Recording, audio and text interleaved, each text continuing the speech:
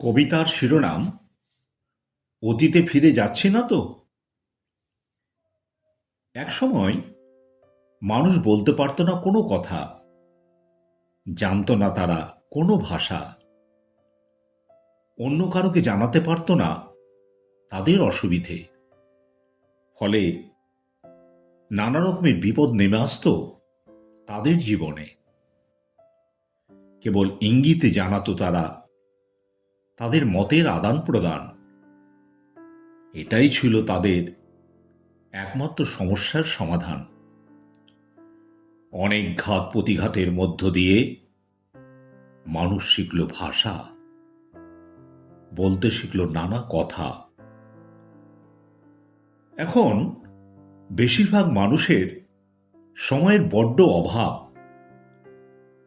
অন্যের কথা মন দিয়ে না শোনা তাদের স্বভাব। এইভাবে মানুষে মানুষে ক্রমশ বাড়ছে দূরত্ব।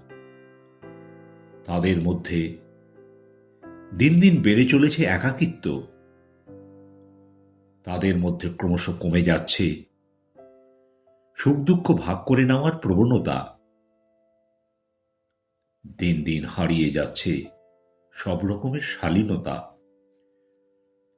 ক্রমশ বেড়ে চলেছে তাদের মধ্যে হতাশা আর বিষণ্ণতা। উপহার হিসেবে পেয়ে যাচ্ছে তারা শরীরের মধ্যে নানা রকমের অসুস্থতা। কলমে ও কণ্ঠে রবীন্দ্রনাথ সরকার।